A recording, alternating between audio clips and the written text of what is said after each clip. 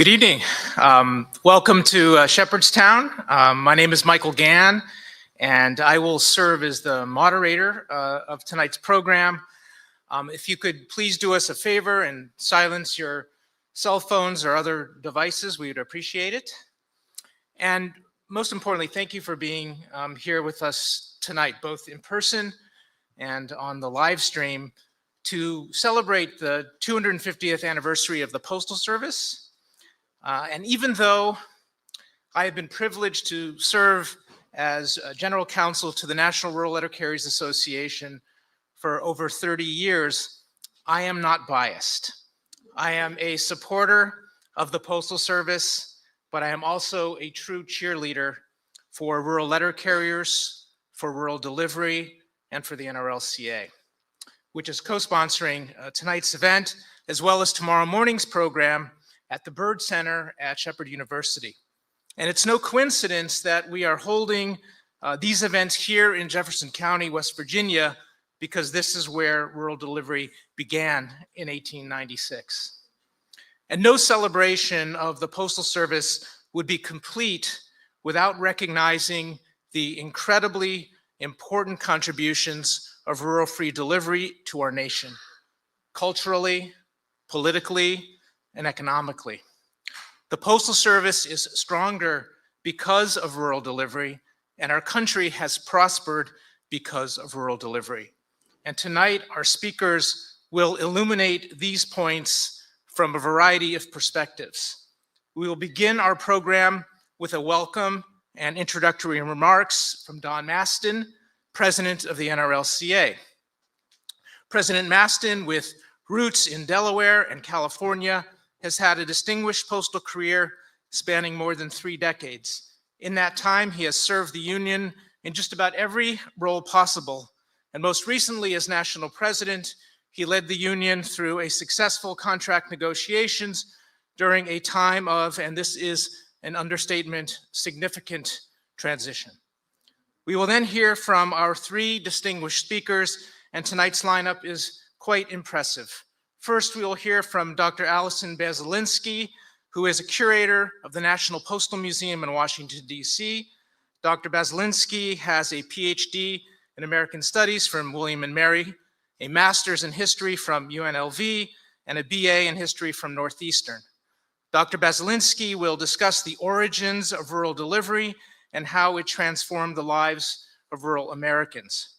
Dr. Basilinsky will be followed by Dr. Sarah Johnson, a public historian with a PhD from the University of Brighton in England, a master's from NYU, and an undergraduate degree from the University of Northern Iowa. I assume that's where you have your rural street cred. Dr. Johnson has taught at multiple universities, including Carnegie Mellon, the University of Hertfordshire in the UK, and the Parsons School of Design. She has also worked with a number of different museums and local historical societies, and Dr. Johnson's work in public history will help us understand how everyday tools and uniforms reflect bigger cultural shifts. And finally, you'll hear from Emily Hilliard, who currently serves as Berea College folklorist in Berea, Kentucky. Emily is also a writer and media producer with degrees from the University of Michigan, go Blue, the University of North Carolina at Chapel Hill. And for 6 years, Emily worked here with the West Virginia Humanities Council as state folklorist and was founding director of the West Virginia Folklife Program. She has also worked for Smithsonian Folkways Recordings and the National Council for the Traditional Arts. We owe Emily a particular debt of gratitude since she will be joining us again tomorrow morning to moderate our program at the Byrd Center. Part of the inspiration for these 2 events was Emily's piece in Jacobin magazine entitled USPS Privatization Would Cost Rural America More Than Mail. When discussing the Postal Service's universal service obligation in that piece, Emily wrote, and I quote, "Without that mandate, private mail service would become unaffordable for many rural residents who live in remote areas and experience higher rates of poverty than their urban counterparts. But privatization could also mean that all the other benefits of rural delivery would be lost for both communities and the people who deliver those routes. These additional services are not necessarily compensated by the Postal Service. They are externalities not factored into the, quote, profitability, end quote, of a federal institution that was always intended to be a public good rather than a for-profit business. In interview after interview, rural mail carriers stressed that they put the service in the U.S. Postal Service. As a folklorist, Emily will connect postal history to the stories, songs, and traditions of Appalachian communities who live that history every day. Now, after the presentations, I will get us started with some questions, and you will hear answers from our panelists, and then we will open up the questions and answers for those of you here in the audience. And with that, I'd like to please welcome NRLCA President Don Maston.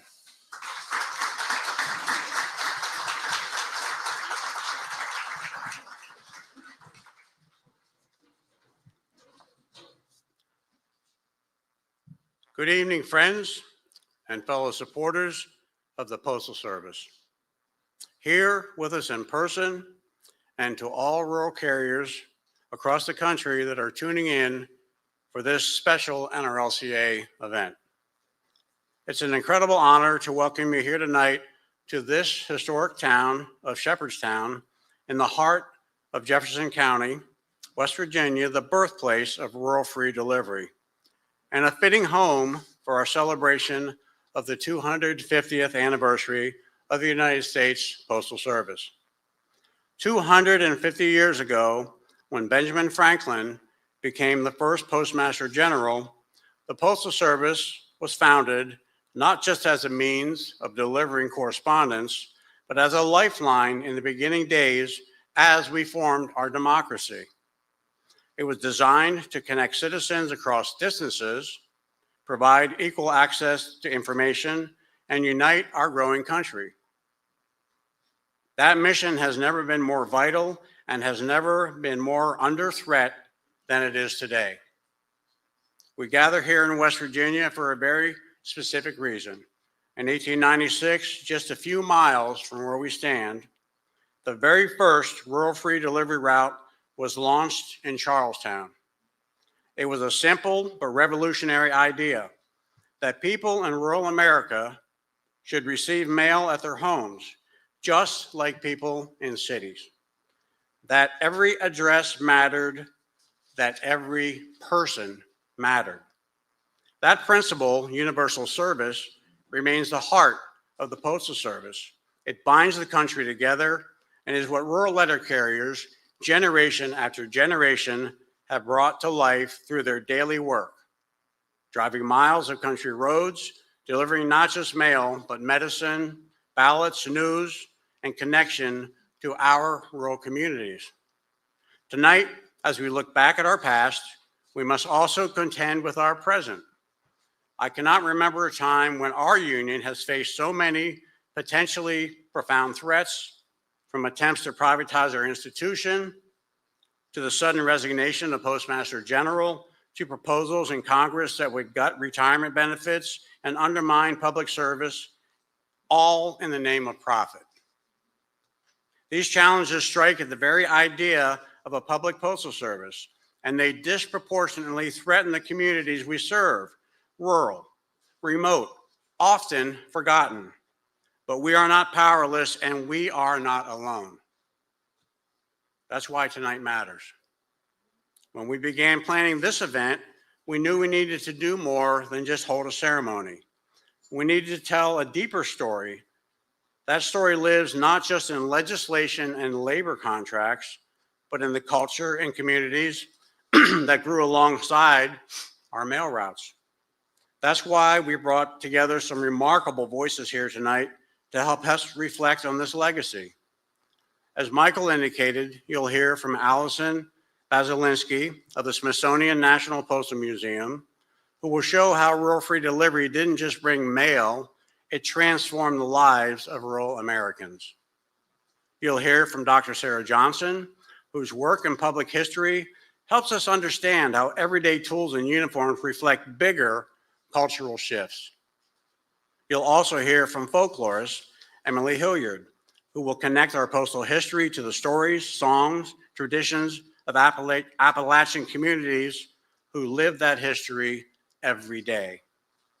On behalf of the 130,000 rural carriers who are delivering mail every single day to the 51.3 million rural households across this country, often on back roads and in all kinds of weather, I want to extend a heartfelt thank you to the Jefferson County Museum and especially the Shepherd University Appalachian Studies Program and its director, Professor Ben Bankhurst, for their partnership and sponsorship of tonight's event. Their commitment to preserving and lifting up the story is deeply appreciated. To each of our speakers, thank you for bringing your time, talent, and knowledge to this program. Your voices help ensure that this story, that this history lives on. We didn't bring these speakers here just to share facts. We invited them because the history of the Postal Service is not just institutional, it is personal, it is cultural, and it is rooted in the experiences of the people who built and sustained it, rural letter carriers, their families, and the communities that they serve. Our commitment to preserving that legacy is not just academic, it's political, it's economic, and my friends, I assure you, it is urgent. Right now, powerful interests want to turn this 250-year-old public treasure into a private profit machine. They want to sell off assets, cut services to unprofitable areas, and leave rural America behind. But we're here to say, not on our watch. The 250th anniversary is a call to action. So tonight, as we listen, learn, and celebrate, let us also recommit ourselves to this simple truth: the Postal Service belongs to the people. Rural letter carriers, past, present, and future, are at the very center of that promise. Tomorrow, we have another event at the Byrd Center to hear directly from rural letter carriers. You'll hear more about that from Michael, but we encourage you to attend or tune in to that live stream as well. Thank you for being here. Thank you for tuning in. And thank you for all that you do. And let's keep delivering for another 250 years. Thank you. At this time, I'd like to invite Allison to the stage.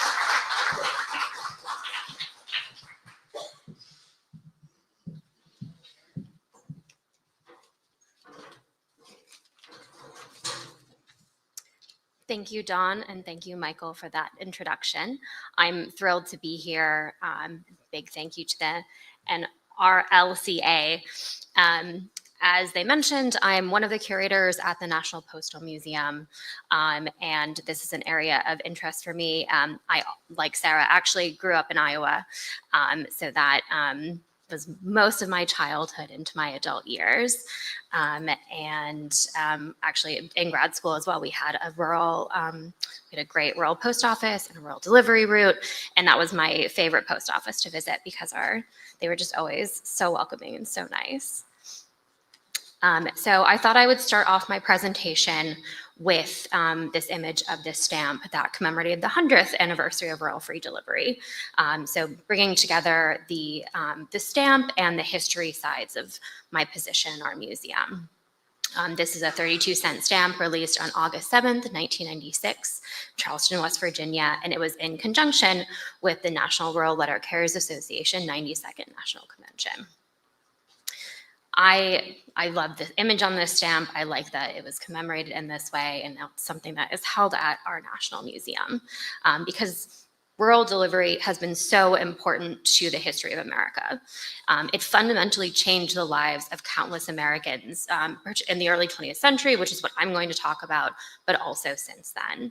It connected people in isolated locations to broader communities and information across the nation through letters, through newspapers, through magazines, and through mail order, through parcel post, as we get further on. So I'm going to start with a timeline. Like any historian, I love a timeline because to get an idea of where rural free delivery fit in, we have to go back to the past. So 1775, we get the official begin of the American Postal Service. And before that, we did have a postal service. It was the British Postal Service. And the American system adopted many of the aspects of the British postal system, but it made some really key changes as well, among them being privacy in the mail. So our next big step is 1847. The Postal Department, again, actually following the British, introduces postage stamps.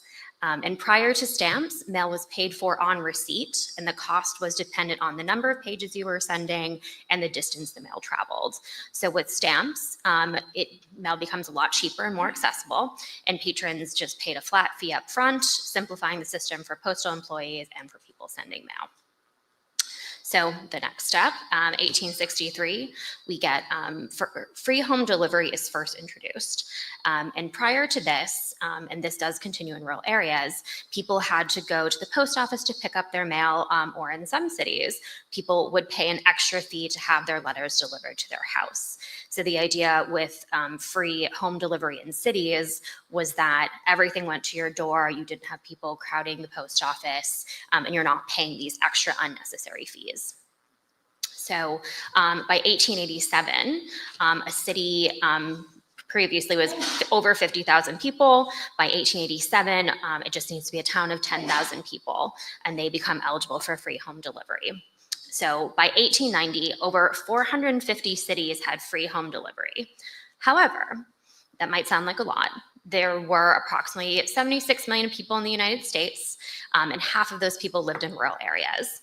And at this time, rural free delivery was only available to, or sorry, not rural free delivery, free city delivery was available to about 19 million. So all in all, about a quarter of the population of the United States in 1890 got free home delivery. And this obviously left out millions of people in rural areas. And it's actually Postmaster General John Wanamaker, the same Wanamaker of the department store, became a big supporter of instituting rural free delivery. I'm sure he saw some commercial potential with that, but there was also a lot of public sentiment, particularly through agrarian movements and populist reforms in organizations like the Grange and the Farmers Alliance that had all been agitating for more equity in mail delivery, particularly for people in rural areas. So this was a key initiative that cut across different organizations and different lines, and John Wanamaker was a big proponent. And actually this quote, countless benefits for rural dwellers, that is something that he said, and that is what he believed about rural free delivery. So to give you an idea of what rural versus urban mail might look like, you would, a general post office in a rural area would probably double as another building as well, a store or some sort of shop front, because postmasters who lived in rural areas didn't make enough for that to be their only business. In contrast, you have these are just postal clerks sorting mail in an urban post office. So that really is this massive contrast. But what isn't seen in these is that for many, many people in rural areas, they didn't live close to the post office. So to get there, to get your mail, to get what you might need to make a living, all of those things, that might be a really difficult trip, and you needed to have transportation, you needed to have time, which you might not have. So there really is this big disconnect between rural and urban. And we talk about 1896 when the experiment began, and it actually might have started sooner. Congress did appropriate funds first in 1893 and then in 1895 to get rural free delivery started, thanks in part to the advocacy of these groups that I mentioned before. However, by then, Wanamaker was no longer Postmaster General, and the new Postmaster General, William Bissell, refused to use the funds. And this occurred in 93 and 95. Fortunately, he soon resigned, and the two postmasters who succeeded him, William L. Wilson and James A. Gary, supported using these funds. So it is in 1896, with $40,000 appropriated by Congress, that service starts in West Virginia. And it was very popular very quickly. In his 1897 annual report, Postmaster General James Gary described the enthusiasm of farmers and talked about how they can now receive their newspapers, their periodicals, their letters, and they don't have to take that time to go to town. And that just makes a big difference. So within 1 year, Rural Service is established in over 44 routes in 29 different states, and the post office department was flooded with petitions from farmers requesting service in their area, because in order to get a rural route, you had to write to your congressperson, you had to get 100 families to sign the petition, and then they had to put it forward, and generally speaking, they almost always put it forward. So service spreads sort of unevenly across the country. So for example, areas in the Midwest tended to have service before areas in the Southeast, but it was spreading and it was very popular. And so by 1902, rural free delivery becomes a permanent part of the U.S. Post Office Department. And I included this newspaper article because I wanted to highlight that it wasn't just men who served as rural carriers. Like in rural post offices, women could and did apply for these jobs and worked these jobs. So Miss Helen Kramer, you can't read it because it's very small, but she actually measured her own route. She had a wheel and a measuring tape, so she tracked her route. She applied to become a carrier, and she even created her own uniform. She made a pattern, she bought the cloth, and she's written up in several newspapers in this time period. So all these tasks are really even beyond her job description, but she was emphatic about doing these things. So getting into the collections of the National Postal Museum, we have many different types of objects related to rural free delivery. Many of them are ones used by letter carriers, but this first one, the letter on the left, has a rural free delivery cancellation mark. So it is sent from Kansas to Nebraska. And we don't have a ton of these in there, but we know obviously that it was an RFD route. And as I mentioned, the Midwest had more of these. And then the introduction of RFD also opened up new possibilities in terms of mail order. So this advertisement for Montgomery Ward actually appeared in RFD News, the monthly and then weekly publication. That was the official publication of the NRLCA. And large businesses regularly ran advertisements in RFD News because letter carriers and their families were not just employees of the post office department, they were people who lived on these routes as well. They were often really big advocates for these routes. So they were bringing these things to people in terms of catalogs, in terms of goods, but they were also purchasing them themselves. So companies really saw this as a new market and began to think about how they might make products appealing to this new market and this new audience, or tweaking things to make them more useful to letter carriers or to people in their community. We have this travel commission for a rural delivery special agent, and postal inspectors were actually really critical to RFD's success.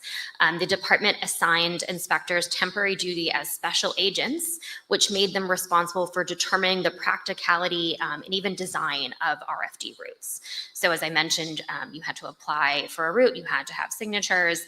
So the inspectors would come, they would look at the route, they would make sure that carriers didn't end up using the same road twice, and that each route had to meet at least 100 families, and then the roads had to be passable, which is something I'll come back to in a moment.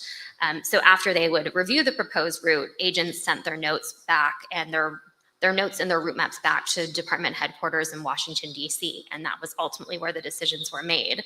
But these agents would go back in the field and be in contact with the community as well as the post office department. So they would check the routes twice a year to make sure that carriers, mailboxes, roads met specifications, that letter carriers could get through, and that things were in working order. So this pass for Mr. De La Montaña allowed him to travel for free on trains, boats, and coaches in performance of his postal duties. And he traveled through several Western states between 1900 and 1910 to investigate petitions for the establishment of rural free delivery routes. And as you can see, it says this was good for 1 year, so it was from 1901 to 1902. So I mentioned roads, and this is an example of why roads were a concern. Poor roads were one of the biggest obstacles to establishing rural routes. And post office basic policy starting in about 1899 was that rural routes would not be laid where roads were unfit for service. However, this was not quite a hard and fast policy. And interestingly, the improvement of rural roads throughout the country becomes really tied up with rural free delivery.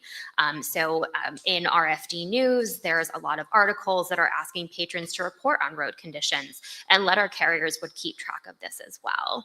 And then there are advertisements offering contracts for fixing roads or help with poor roads. And even though the post office stated that they would refuse routes, they did actually push to keep roads open, and then getting reports from agents and from letter carriers were all part of this process. So there are definitely issues, but at the same time, there's a movement that is happening to make things better and to keep the service going. So early rural letter carriers made their rounds in whatever way they could. And again, roads with these types of carriages would be very difficult if it was rainy or muddy or if there are any of those issues. So we have this rural free delivery wagon from 1899 in our collection. And I included this advertisement for the wind splitter from RFD News, so you can see where rural carriers might be purchasing things from and how they might find out about what types of vehicles they could get. Unlike city carriers, rural carriers were responsible for purchasing their own vehicles. And for those who used horses, they're responsible for purchasing, feeding, and stabling the animals. So it was no small feat to become a rural delivery driver and to keep that up. In the winter, you might have a mail sled. And I chose these photos so you can see some of the conditions they were working in.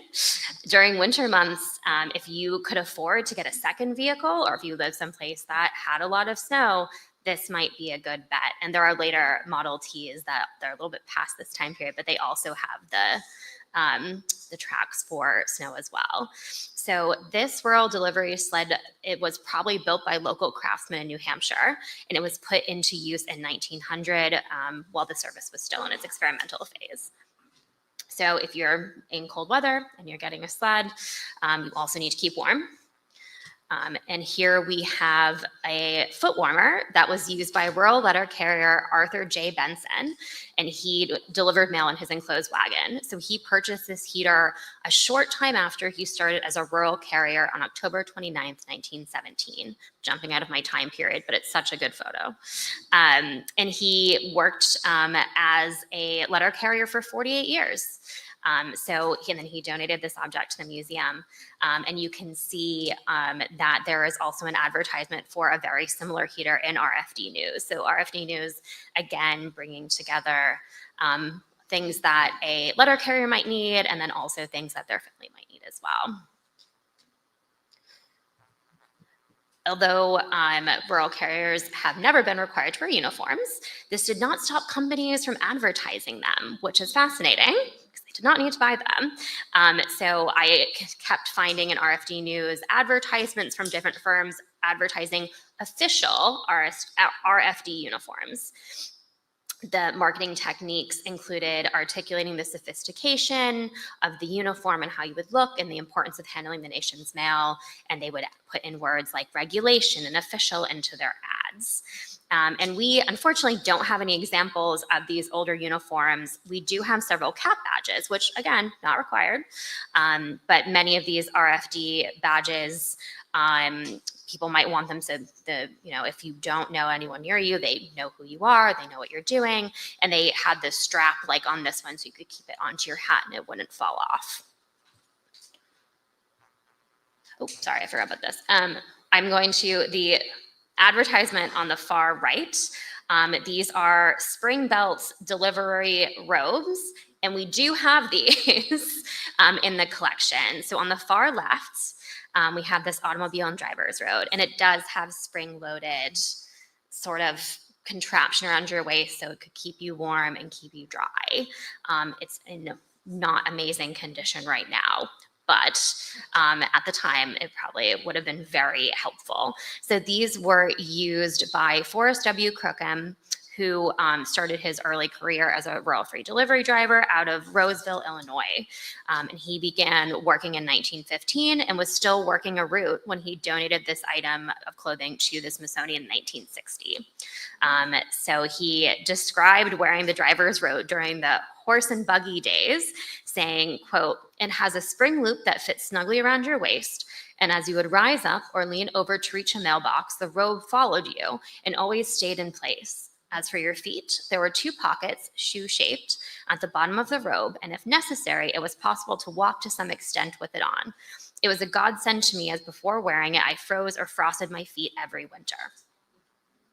So we have that amazing piece, and then we have these bearskin gloves and a raccoon fur coat, and these were owned and used by Addison Parker, who is a rural free delivery carrier from Nebraska, and he may even have purchased these items through the mail, because while he was in Nebraska and the gloves were purchased out of a company in Omaha, the coat was made by an outerwear manufacturer from St. Paul, Minnesota.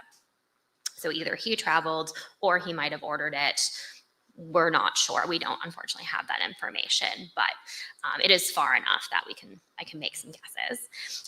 So Parker worked out of Fullerton in Central City, Nebraska, and today those are about 2 hours away from Omaha.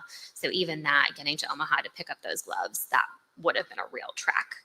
And he needed warm clothing because he delivered mail by horse and buggy, and he worked from the late 1800s into the early 1900s. These are some of my personal favorite pieces that we have.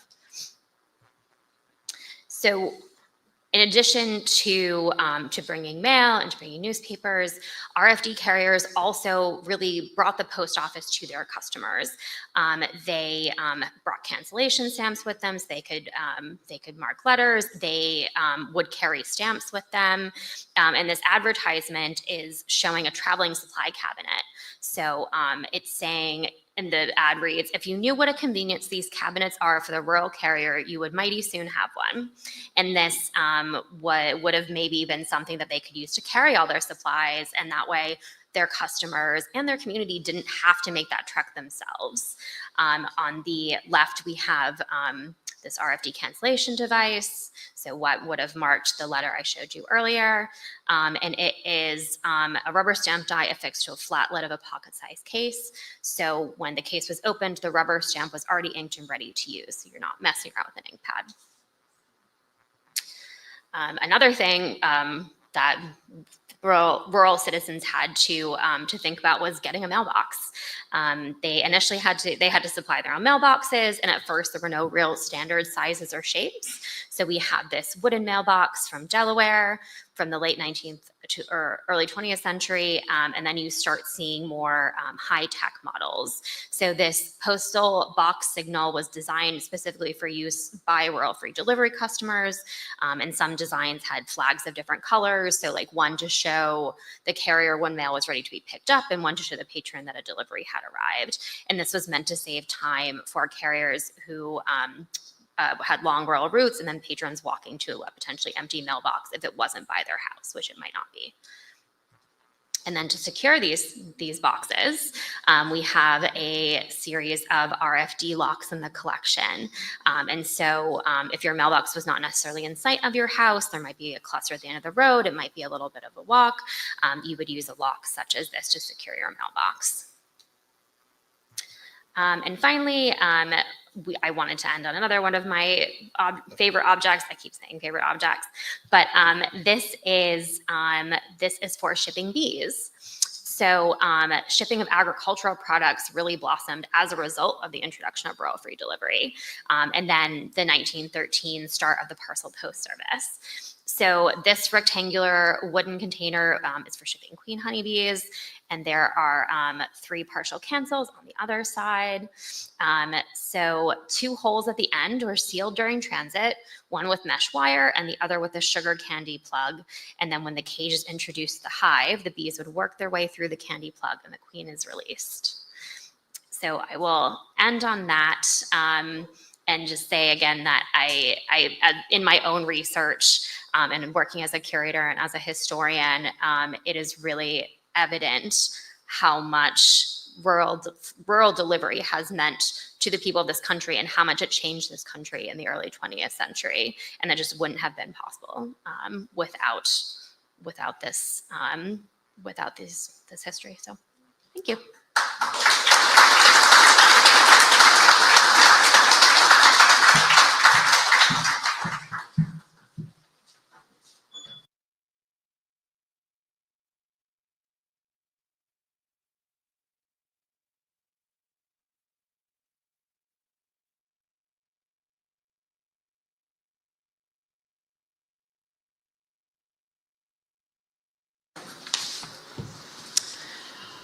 Okay.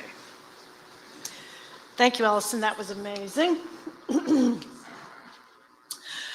I've actually been sitting on this image in the left for some time. It has a rural carrier having screwed the top of the Capitol dome off, and the caption is "Keeping an Eye on Congress." So it's funny how much things have changed and how little things have changed. Anyway, I too am thrilled to be here. The rural free carriers really deliver change to American culture, and that's what I'm going to talk to you about tonight. And this is personal for me. I grew up on a family farm in Iowa. 3 generations at RFD3, just southeast of New Hampton.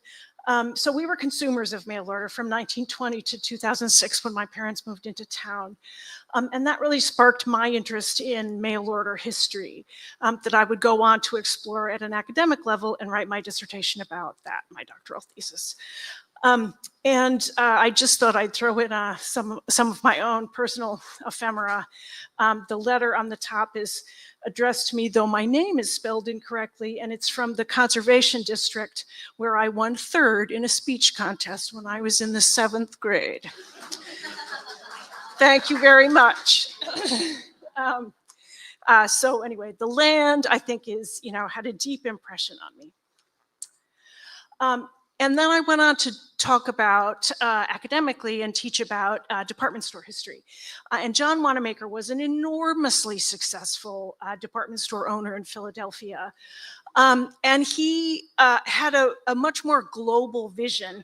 And as a result of that vision, any number of his naysayers in the newspapers at the time, Harper's Weekly and the New York World and the American Economist, were very critical of Benjamin Harrison for considering him to be the Postmaster General because he had been using advertising in his business. But I would posit that, in fact, it was that global vision that he had because he was doing international business with his firm that brought the US Postal Service kind of into a new and sort of more modern and global age because of this whole idea of extending the mails, first through the Universal Postal Union in 1874, and then when he really hatches this idea of, again, with the advocacy groups for agriculture, taking the mail to the rural population in this country. So he's Postmaster General from 1889 to 93.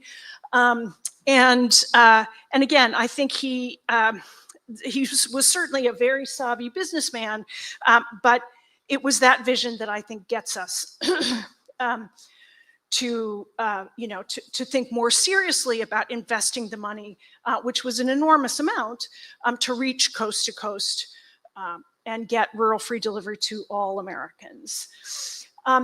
Former National Postal Museum Director James Bruns wrote a little pamphlet called Reaching Rural America, and he discusses how Wanamaker really got support from those grassroots advocacy groups in the 1870s.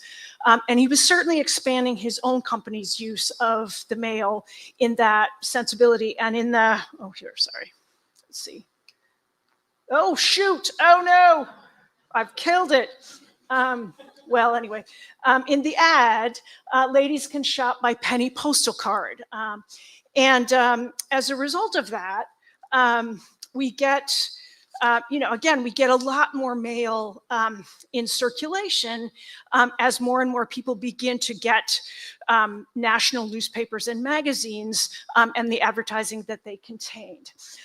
And then on the right, again, after the UPU gets passed in 1870, the 1870s, let's just say, they begin to, again, negotiate deals with countries all over the world.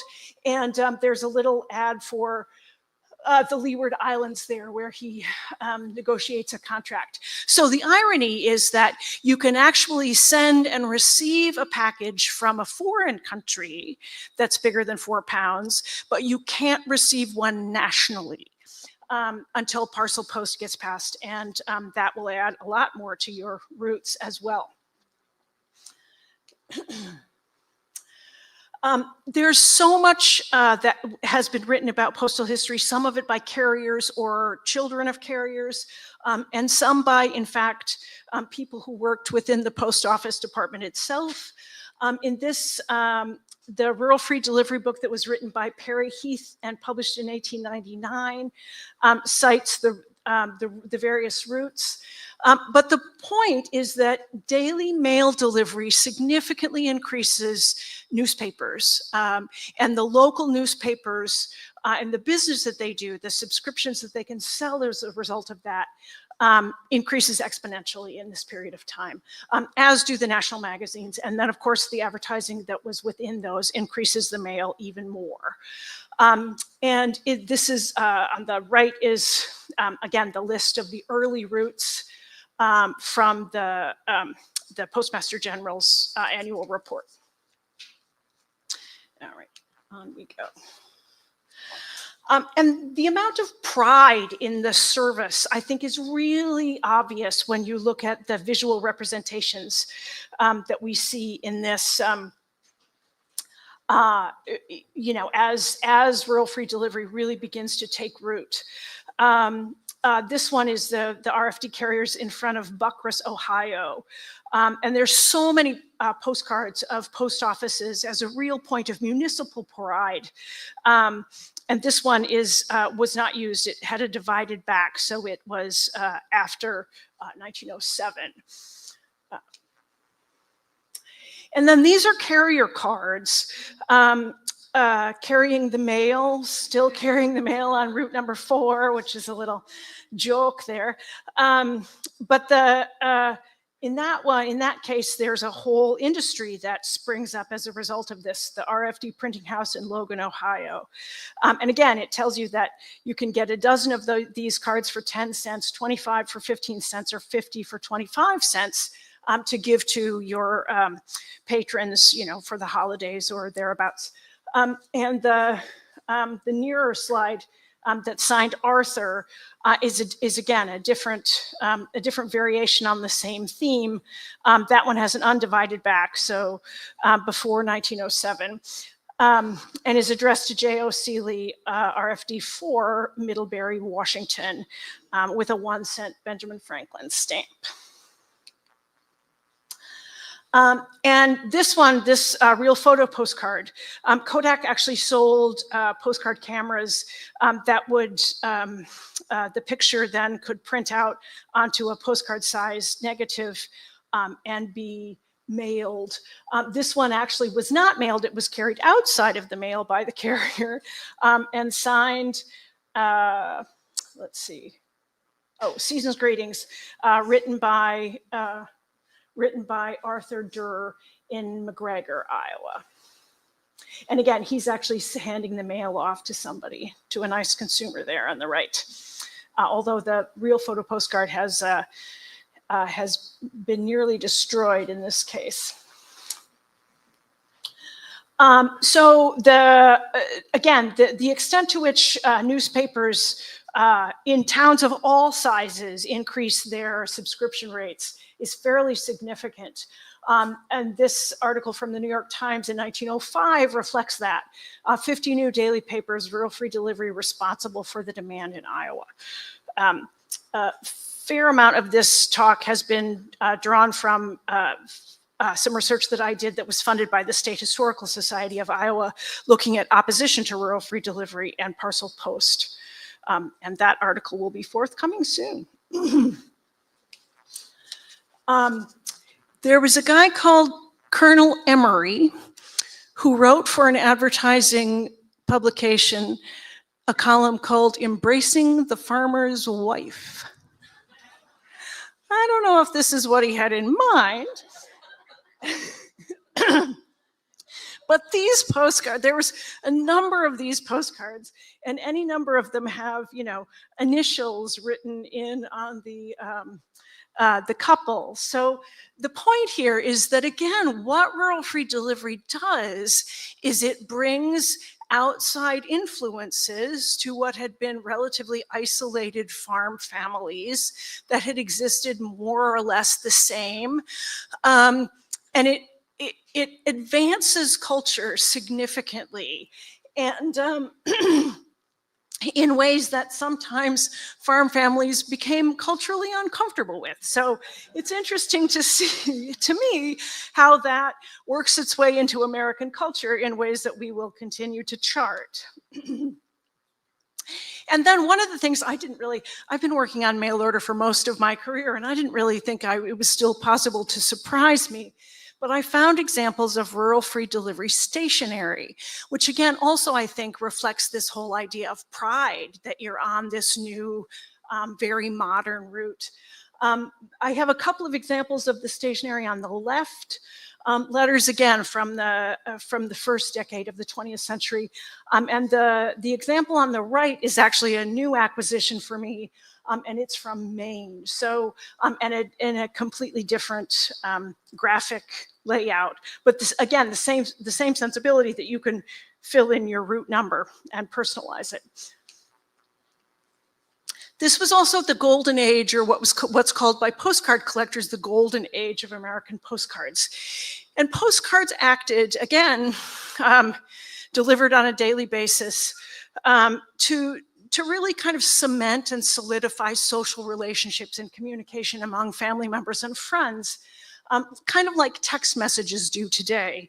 And again, if we look at the message on these postcards, this one from Peterson, Iowa, a lot of times they go into people's health. This one, are you picking corn? We're not picking corn.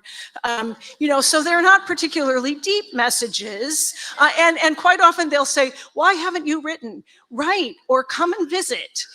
So again, it really suggests that, and there's another postcard that I have like this that said that this woman had just finished with her dinner dishes and she was sitting down to deal with the postals. So she was making her friends happy. She did right. But I think that's the role that the mail plays. It really connects people to each other in ways that farm families had not been connected to each other before. Hold on, I'm like shooting through here.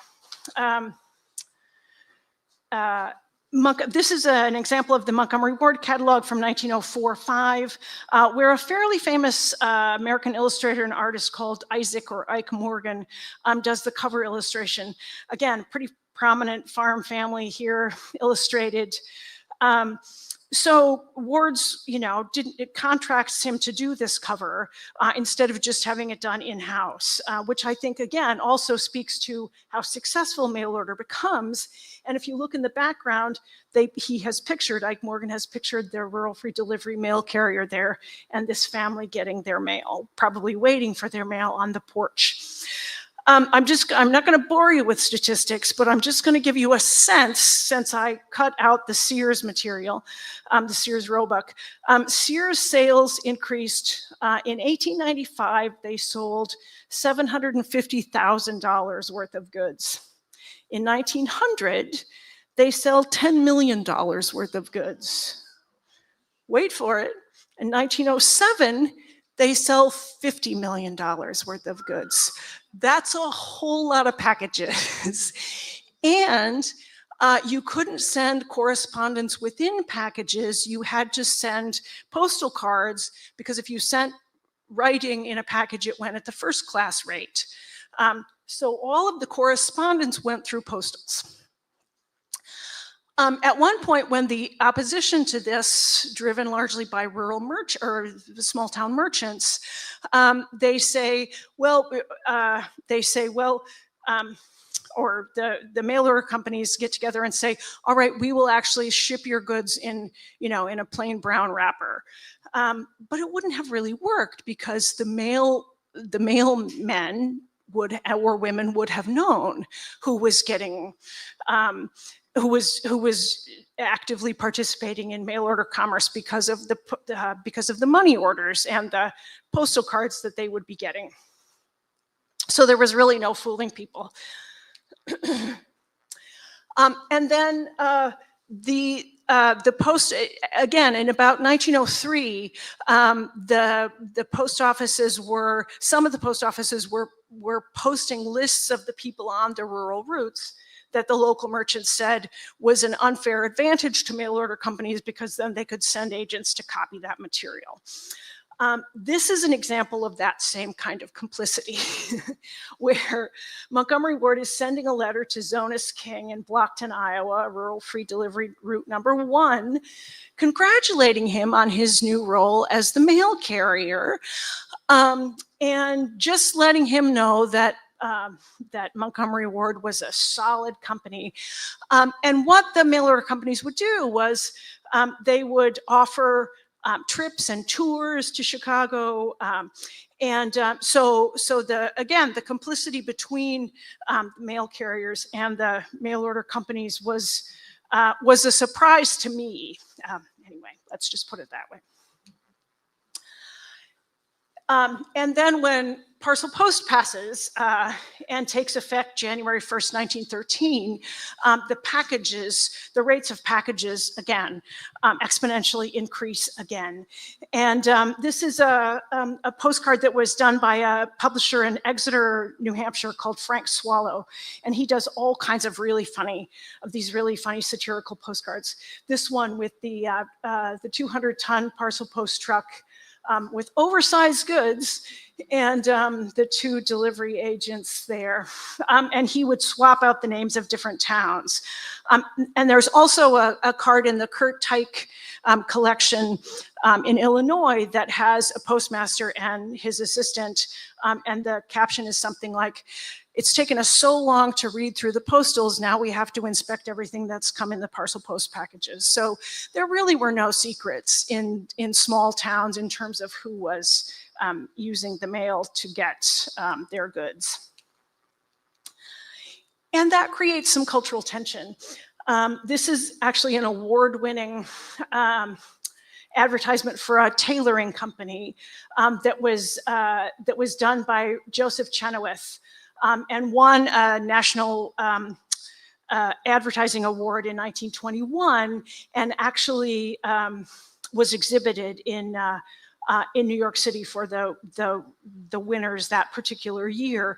But again, the young farm woman is gazing kind of romantically at this very fancy urban man in his suit, while the young farm lad is leaning on the fence, gazing at her, but being ignored by the young woman. So the urban influences to rural culture, I think, have a profound effect. And she's spilling her milk too. And I would just like to say that the librarians at Hunt Library at Carnegie Mellon found this image for me years later, and 3 cheers to both postal workers and librarians, because they both rock. I am not a statistician, I will be honest with you. However, it's interesting to look at the statistics. I just did a quick survey of newspapers.com, and the spike down there, you see the incidence of the search term mail carrier, because RFD carrier didn't actually hit me much pay dirt there. There's 3.8 million entries in the newspapers that have been digitized. And it was largely the same in terms of Google has another statistical tool called the Ngram.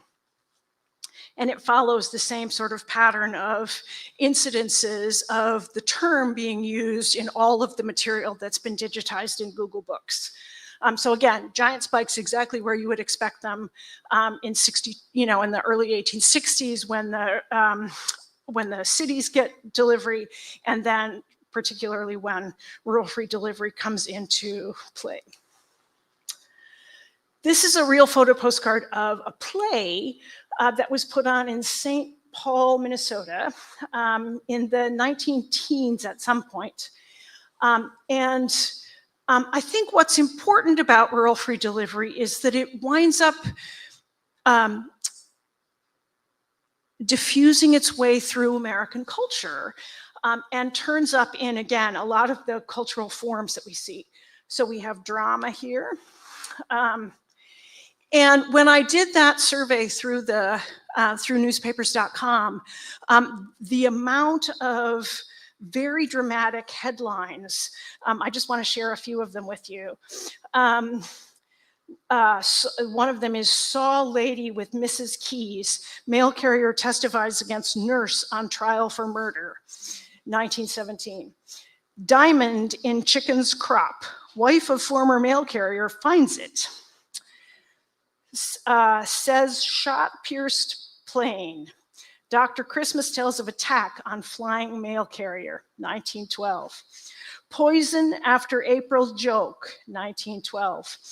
Unable to work, he dies. Old letter carrier leaves note. 1911. So the drama in real life, in people's lives, winds up working its way into lots of forms of American culture. And particularly, I think we see that in this example, Sam, the Parcel Postman, which is a sheet music, again, when lots of families had a piano and would stand around and sing. And then in this A Rural Free Delivery Romance, this silent movie from 1914, I have not found anything besides stills of that, but if anybody finds a copy of that, let me know. And then this real photo postcard that says, "Here's a postal of our dear mail carrier. I think you will like to have it to look at. I will write soon. With best wishes, Harriet." I know, that's so great, isn't it? I love that. Just got that one. It just arrived in the mail on Monday.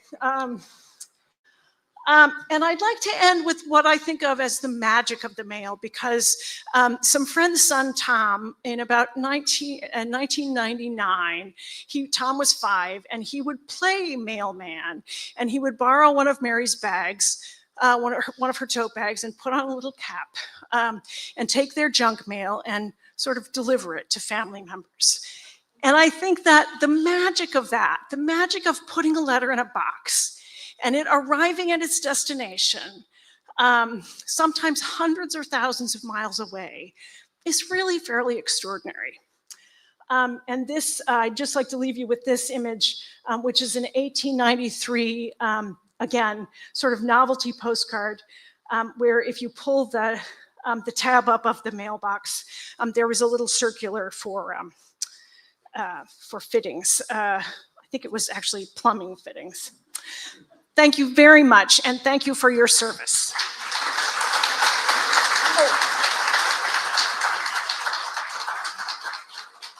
And here's some literature. It's a little spicy, but RFD number 3 by Homer Croy. So if you want to have a look at some American literature from this period of time that reflects this, have at it. Thank you very much.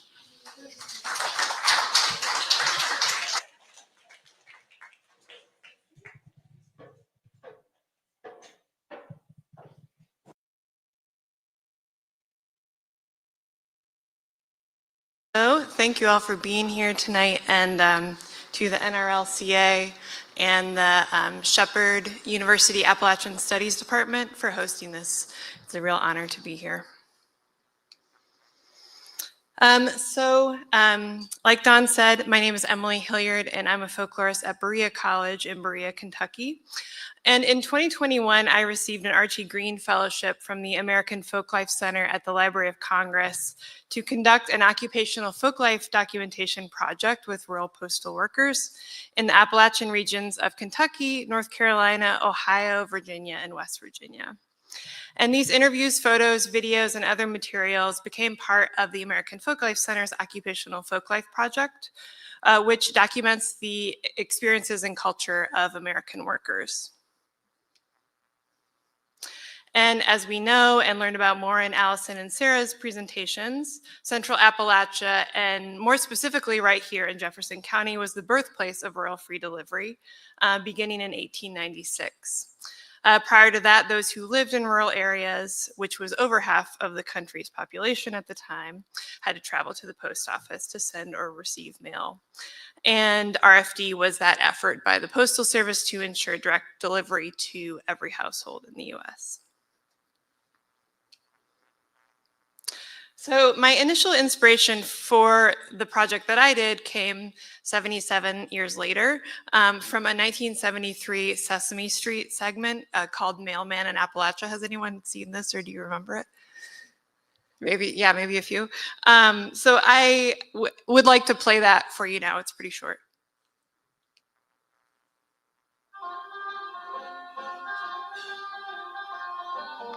I'm the mailman. I deliver mails by horseback. Deep in the Appalachian Mountains of Kentucky.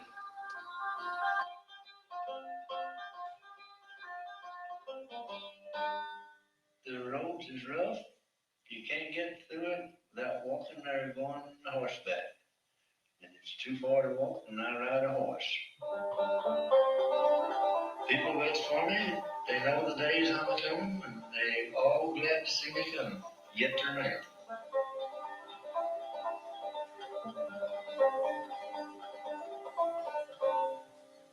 Pine Top Post Office is too far away for them to walk and get it.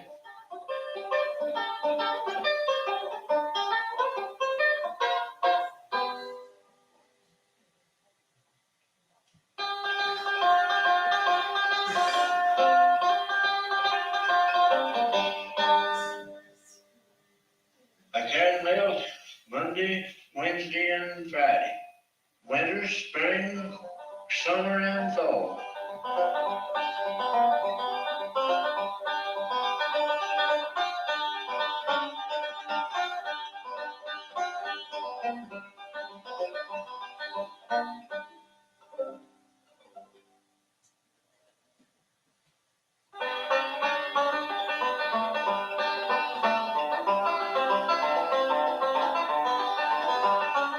Sometimes I give children short rides on the road as I go along.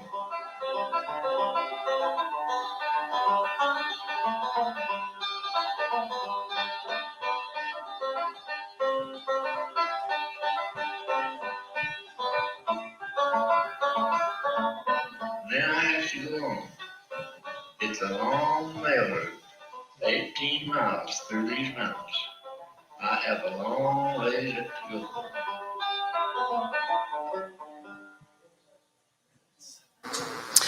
So I later learned that the featured mailman is Irvin Pratt, a blacksmith and one of the last mail carriers in Appalachia to deliver by horseback on what we saw was a rugged and mountainous daily 18-mile route from Pine Top to Hollybush in Knott County, Kentucky. That's about 120 miles from where I now live.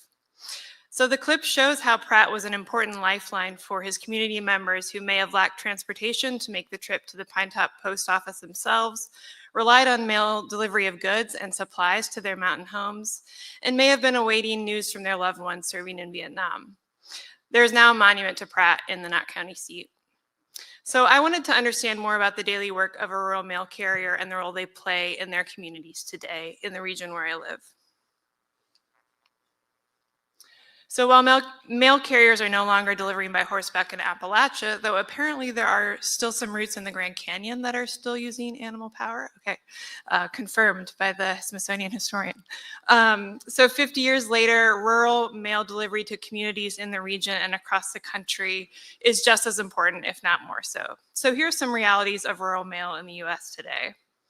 So there's 50 million rural mailboxes. That's about 30% of Postal Service delivery points. 129,000 rural mail carriers, serving about 83,000 rural routes. 57% of post offices are in rural areas, and 88% of the land served by the Postal Service is rural.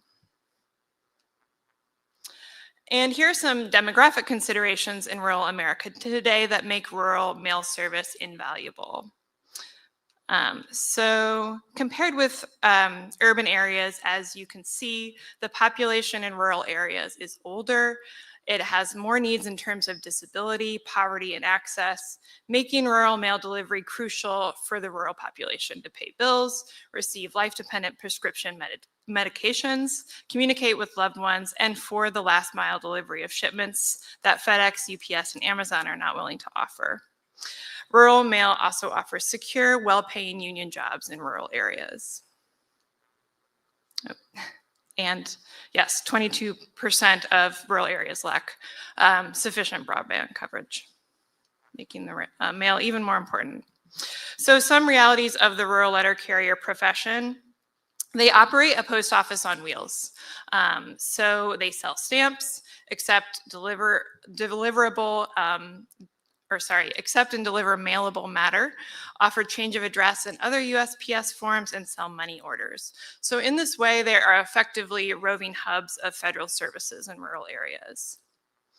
They are also paid on an evaluated system where each route has a compensation amount attached to it, whereas city carriers are paid hourly and get overtime. Many rural letter carriers drive their own vehicles and are given an equipment maintenance allowance for that. And rural carriers still do not wear a USPS uniform, but rather their own clothes. And what carriers prefer to wear on the route for different weather is one topic that came up in our interviews. Clothing choice, like Allison spoke about, is important because they spend so much of their route with the window open, but also need to be able to move and be appropriately dressed when they get out to deliver packages. So there's a map of where my interviews took place. So as far west as Park City, Kentucky, almost to Bowling Green, and that carrier's route goes through part of Mammoth Cave National Park. As far north as Lancaster, Ohio, almost to Columbus.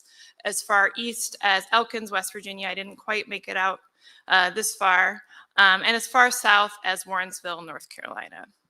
Most of my interviewees were in Kentucky, 12 of them. There were 5 in West Virginia, 4 in Ohio, 3 in Virginia, and 1 in North Carolina.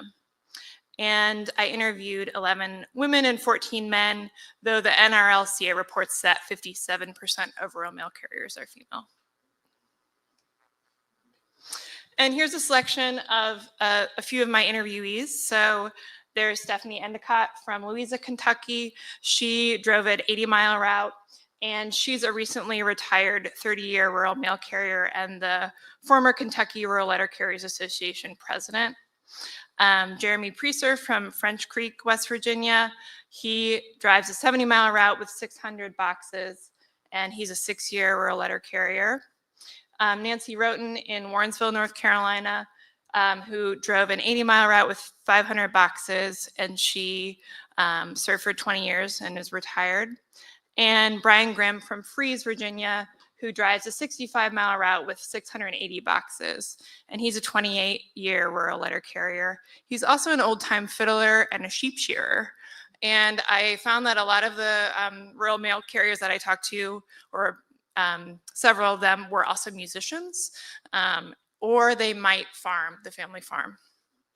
And the length of routes and number of boxes of my interviewees ranged from about 19 miles and 850 boxes, so very dense, to spread out, so 115 miles and 350 boxes. And it was particularly exciting for me to interview NEA National Heritage Fellow and famed luthier and musician Wayne Henderson.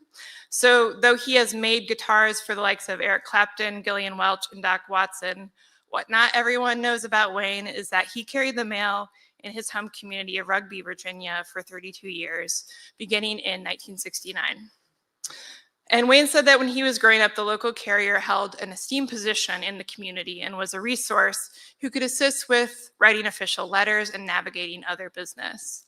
And that esteemed community position was one reason that Wayne took the job and kept it for so long while growing his guitar making business, which is not something he really needed to do because his guitars sell for tens of thousands of dollars.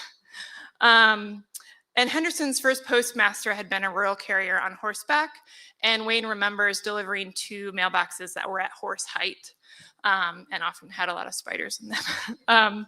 But he's actually standing in front of the old mail case that he would sort, and now he uses that to sort or keep track of his guitar orders. While the topics of the 25 interviews were wide-ranging, these are some of the prominent themes that emerged, as well as carriers' experiences delivering the mail during the height of COVID-19. Since I was doing the project in 2021 and 2022, that was really a prominent theme that came up. And so I want to focus in particular on the topic in the center, the role that rural letter carriers play as care workers in service to rural communities, as it connects to many of those other topics that rural carriers shared.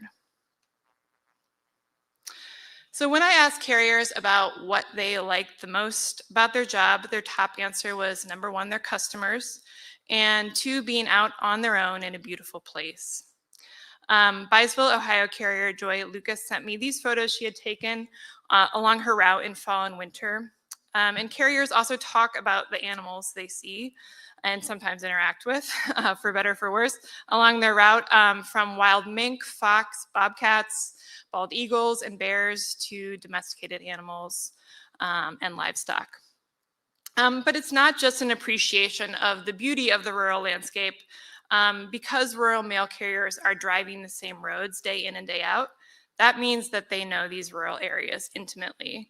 And they may be the first person to know when a creek has flooded and the road is impassable, or a farmer's cows got out, and they might help to bring them back in, or a house is on fire.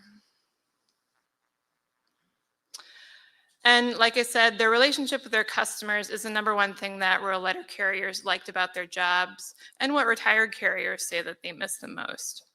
Many talked about seeing kids along their route grow up, how they took care of their customers and their customers took care of them, the gifts they received from customers showing their appreciation. And here's a list of some of the things that my interviewees mentioned: cookies, candies, fresh pork tenderloin or hamburger from customers who were meat farmers, a lap quilt and a miniature butter churn that was from an Amish customer. There's the lap quilt.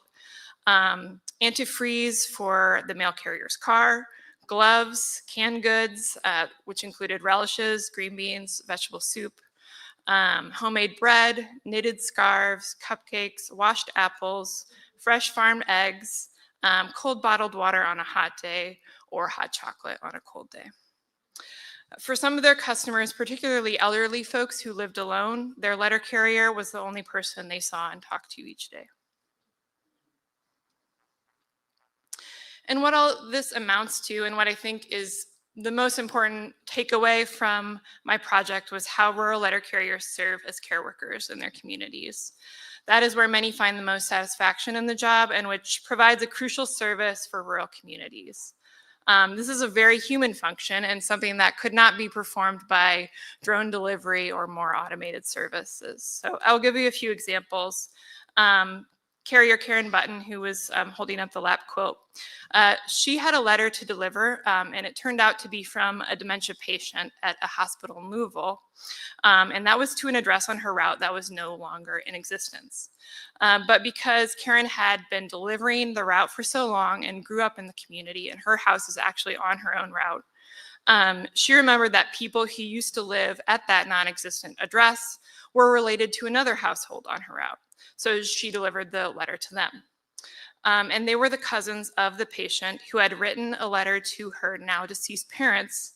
And she was describing that she was being treated so well at the hospital and couldn't wait to come home to see her mother and father soon. And this was incredibly meaningful to the patient's family to be able to get that letter. And that letter would have never arrived if Karen did not have such a long history and familiarity with that community along her route. Another example, so Lorna Atwater, a rural mail carrier from Berea, Kentucky, was driving her 75-mile route through the eastern Kentucky foothills when she noticed that the woods behind a customer's house were on fire. So she called the fire department and the homeowner, who she knew was the principal of the local high school, and wet down the backyard with their garden hose until the fire department could arrive. Other carriers reported bringing lost dogs back to their owners, saving the life of a customer who was choking, being the first on the scene of a traffic accident, or taking special care to ensure that veterans still receive their prescription medications in inclement weather. So formally, the Postal Service plays a critical role in the US government's National Response Framework, a network of government agencies that develops a comprehensive strategic response plan in the event of national disasters, bioterrorist attacks, pandemics, or other emergencies. But rural letter carriers are also key emergency responders in their communities on a more informal person-to-person basis every day. I heard several examples, like this quote from John Buckler, where carriers would help deliver goods to elderly or sick customers, even if it technically wasn't being sent through the mail. So John said, I had a customer that I knew was having a treatment and couldn't get out, lived by herself. I didn't ask. I told the supervisor, I'm stopping and picking up her prescription on the way out of town, and I'm going to take it to her. So that was some of the importance of the work that we did, because we knew our customers, we had the personal touch with them and looked out for them, and they kind of looked out for us. So that's an example of how rural letter carriers go above and beyond to take care of their customers. And like we heard about the gifts, customers take care of them in turn. Rural delivery is also one of the crucial ways that rural people feel the positive impact of federal public services in a daily, tangible way. As Park City, Kentucky rural carrier Karen Button told me, we touch everybody every day in some way or another. And this does not go unnoticed by their customers. According to a 2022 report by the USPS, 81% of rural customers view the Postal Service as valuable. And rural people know the importance of this service, and they show their appreciation, like with those small gifts, or stopping to help fix a carrier's tire, or leaving that cold bottle of water in the mailbox on a hot day. So when I first started the interviews for my project on rural postal workers, I thought that these additional services that rural letter carriers provide, though beneficial, existed outside of the scope of their jobs. But what I really came to see was that the human elements of caregiving are in fact part of what makes their work essential to the remote communities they serve. And the Postal Service, too, knows this. It touts its mail carriers' intimate knowledge of their communities and personal relationships with customers as vital aspects of the agency's function and value.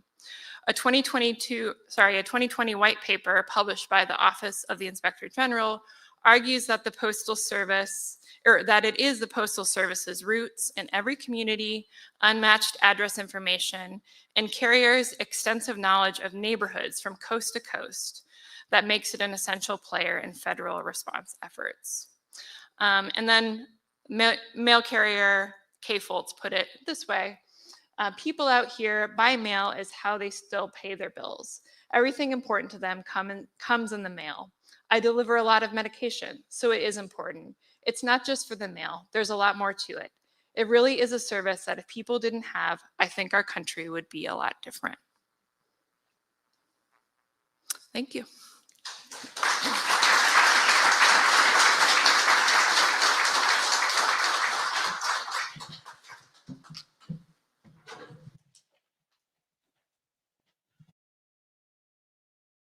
To join me up on the stage for a few more minutes. We're going to do some Q&A and probably get you out of here around 8:45 tonight.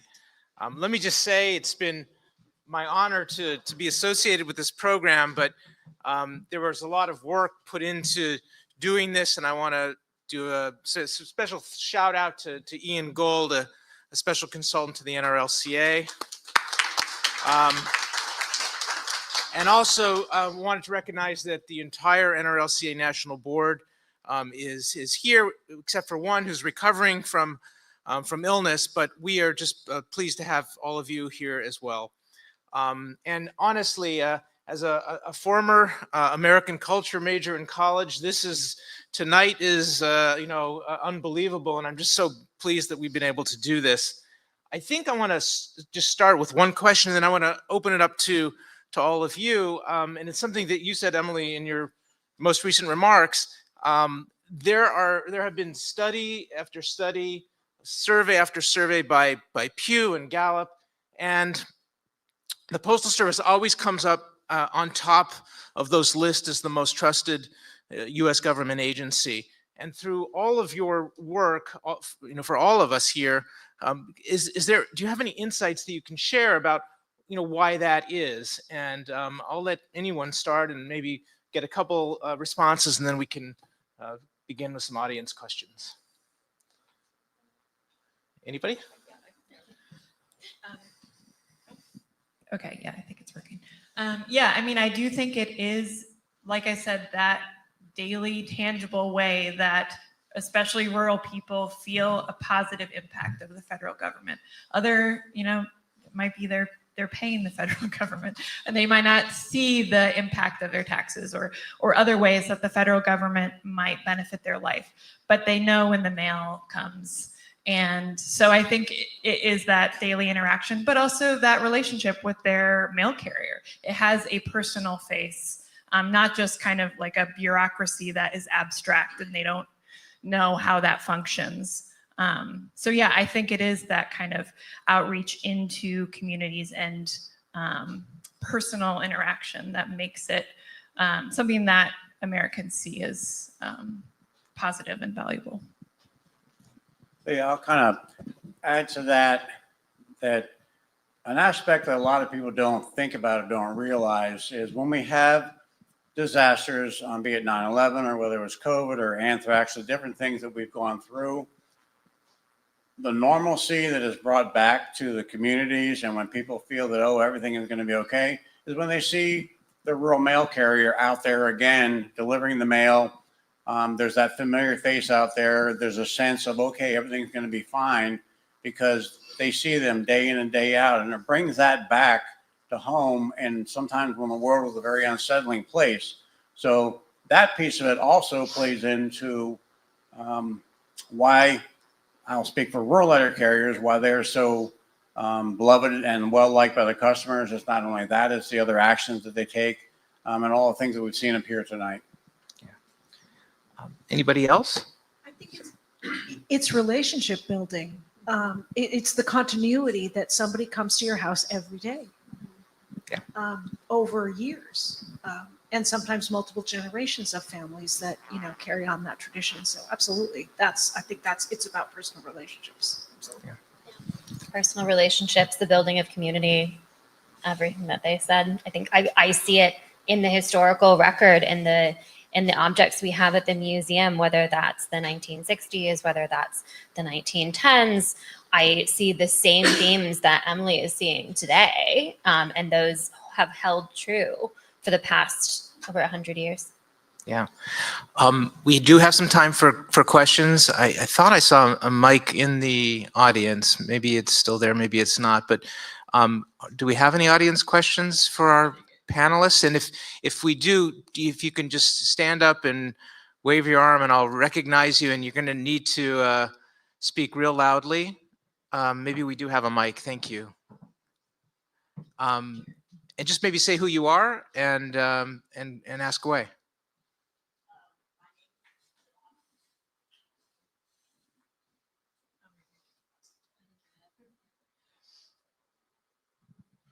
Thank you. Good evening. My name is Judy. I live in Shepherdstown, grew up in Shepherdstown. And I was wondering if you could tell me what you might know about our mail wagon, number 9, that is in our historic Shepherdstown Museum. You probably knew that question was coming. Well, personally, I don't know much about your mail wagon, but I'm going to go and see it. I do know that the first rural route number 1 started in Charlestown. So, and I've seen the Postal Service has a wagon on display in their lobby. We have one of the little 1996 John Deeres in our office at the National Rural Letter Carriers, but specifically who drove that wagon, I'd be interested to hear any information who that was. Okay, because I'm kind of personally connected to that wagon because that wagon was in a barn where my horses and ponies were for 20 some years, even before that. And I know that that barn was owned by Ben Hartzell. And I believe that Ben Hartzell, I was told growing up that he was a mail carrier, but I cannot find his name anywhere. And I know that Melvin T. Strider was one of the recognized mail carriers in the county. And so I'm thinking maybe Ben was like a substitute because how that cart or that wagon ended up in his barn after all that is the mystery. Thank you for sharing that. Yeah, thank you. Yeah. I would help you research that if you shoot me an email. Michael, touch on substitute carriers. My name is Bill Hyatt. I was a rural carrier, and I want to know something we can all do. We have an evil president now and an evil man named Musk that are trying to cut hundreds of thousands of jobs and do everything they can to, they say, cut cost. These are very evil people, and we need to be able to do something, you know, from this group and from any group that you belong to say, hey, not here. There is no such thing as a king. Thank you. All right. Well, I agree 100%, and I can let you know that all the efforts to privatize the Postal Service, the efforts of DOJ that have been at postal headquarters, we're closely monitoring and watching. We've been holding rallies all throughout the nation. Rural carriers are becoming mobilized, they're becoming engaged, they're becoming activists because we, the people, are the ones that can protect the Postal Service, stop the privatization, stop the kings from taking over the post office, and stop the DOJ and things that are coming. I'll tell you one thing, there are not excess rural carriers. In fact, we have a shortage of rural carriers. So to your point, we have to stand up together, and events like this bring awareness to the community, and we need to let our congressional representatives know when things such as the reconciliation language came through. Carriers, communities banded together across the nation and sent a loud and clear message to Congress through House Resolution 70. I believe we have 222 sponsors on that now, that the Postal Service is not for sale. So appreciate your support and keep fighting the fight. Are there other questions? I would also say, call your representatives and your senators and tell them that you are reliant on these services. And advocate, I think we have to advocate for ourselves in times like this. So this is more of just some information that's out there. I am Pam Jones Wagner. I'm from Jefferson County in Charlestown. And my grandmother, Vesta Waters Jones, carried the very first female rural carrier in West Virginia on the very route that Melvin T. Strider carried. And when that was in 1919, she applied for the job. She didn't think she would get it because she was a female, but because so many of our men were in war, she did receive that job, and she carried the mail in a Model T along the very first route that Melvin T. Strider carried. When he was told that he would have to use an automobile and give up his horse, all this I have in some literature, he said, no way. And so she took over that route from him. And I'm so glad to have this program come. This has been rich history in our family. My grandmother has been written up in many books, and I am willing to share if anyone is interested. I have her original box that she carried on the front seat of her Model T that still has the RFD logo and emblem on it with her name. And the reason why she was able to keep that box when she retired is because she was the first woman in West Virginia. And I also have the letter that she wrote to the Postmaster General asking could they prove where she fell in rank in the United States. And they wrote back that that would take too much time and money, but that they thought that she was within the top 5. So I'm so glad to have this history of Jefferson County brought to life, and thank you. Thank you for your story. Other questions?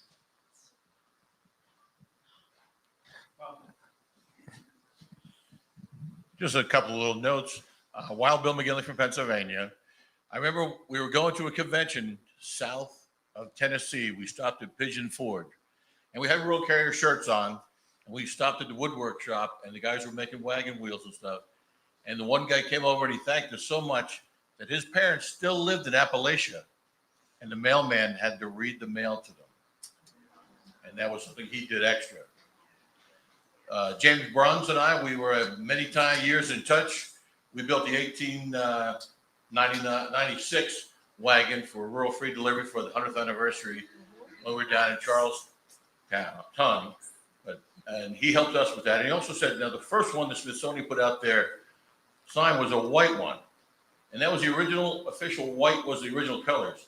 But wagons I found in barns over the years were red and blue, depending if you were a Republican or a Democrat. Crazy stuff. So. Thank you. Any other questions?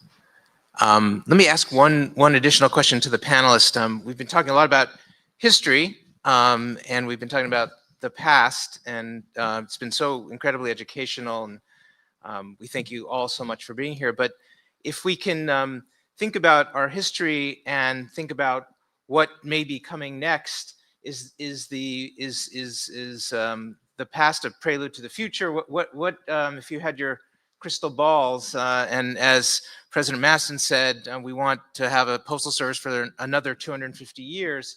What do you think's in store for rural Americans and the Postal Service? The one question historians don't like to answer. What's coming in the future?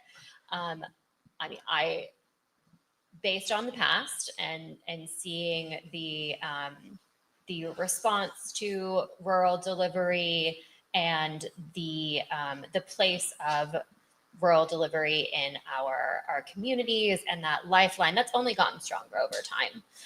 It was incredibly popular when it started, and I think we are now so much more connected in other ways, but that doesn't negate the importance of the mail. I don't think that will be going away, and so I don't believe that rural delivery is going away either.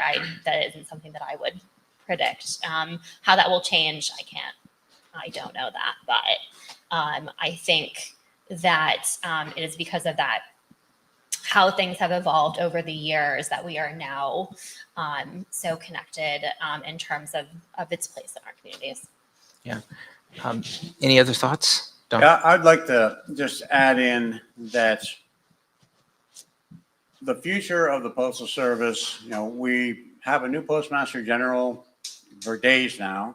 The jury is out to see how that goes. It came from FedEx and from Waste Management, and not necessarily, he's saying the right words now. We'll see what the actions are down the road. The previous Postmaster General put together a plan, a 10-year plan to try to grow the business.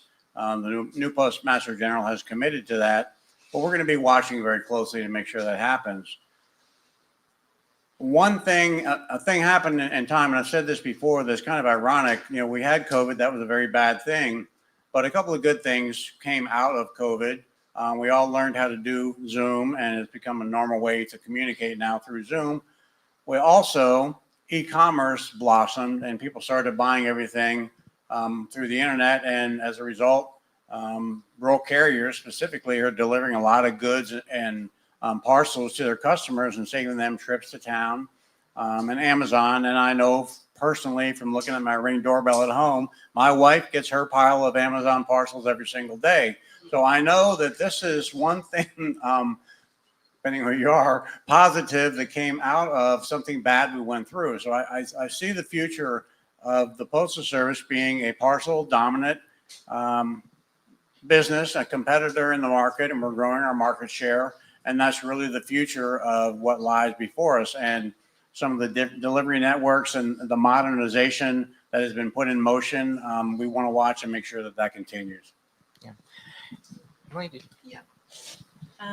Yeah, I think we also are at a time when federal infrastructure and, particularly that affects rural communities is under threat and being rescinded. And so what matters in moments like that, and also we've seen, sitting from a place in Appalachia, a lot of extreme weather events and a lot of flooding. And so I think rural mail will be even more important, because when there's a lack of a infrastructure, social safety net, it's those person-to-person relationships, mutual aid, the fact that your rural mail carrier, that becomes more and more important. It's face-to-face relationships. So I see it becoming even more important in that way as well. Whether it's it's sort of the invention of the telegraph or the telephone or the fax machine or the internet, these were all things that that folks thought would threaten the very survival of the Postal Service. And it seems to me that the Postal Service has come through all of those developments quite well. Sure. Yes, I think that we have seen ugly capitalist forces in the past in this country. And some of the effects of those forces, the strikes, say, in the 1870s, get really, really grim. We grew beyond that. So it seems to me that people have to individually make choices and be intentional about your consumption. Mail more letters. Don was saying on the way over that he sends his 2 daughters postcards. It feels to me like if we want things to continue, we have to be active participants and agents of change. And I don't think we can sit silently by as things happen. So empower yourself. I want to make sure that folks get a good night's sleep for tomorrow morning. And I want to bring this to a close and thank all of you for being here tonight at the Shepherdstown Opera House. And those of you who've joined us online, certainly want to thank our incredible presenters for their wisdom and generosity in being here tonight. So please, let's give them a very warm thank you. And I'd also say that if you enjoyed tonight's program and are interested in learning more about West Virginia's story and the Appalachian region, please consider supporting the Appalachian Studies program at Shepherd University. As I said, as a former American culture major myself, I know firsthand how much your support would mean to students and scholars, maybe even future labor lawyers. So please look for an email that might be coming to you about how you can be a supporter.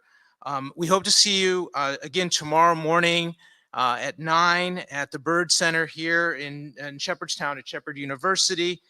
Tomorrow's program will also be live streamed and will feature Emily Hilliard again in conversation with President Maston and 2 rural carriers from West Virginia, Susan Rowan from Buchanan and Tim Thomason from Princeton. And we will hear firsthand about the critical role rural carriers play in the communities they serve. We'll also hear from Sarah Anderson, who directs the Global Economy Project at the Institute of Policy Studies, and Sarah will discuss the potential impact of privatization on rural communities. So again, thank you so much for being here tonight. Safe travels, and we hope to see you tomorrow.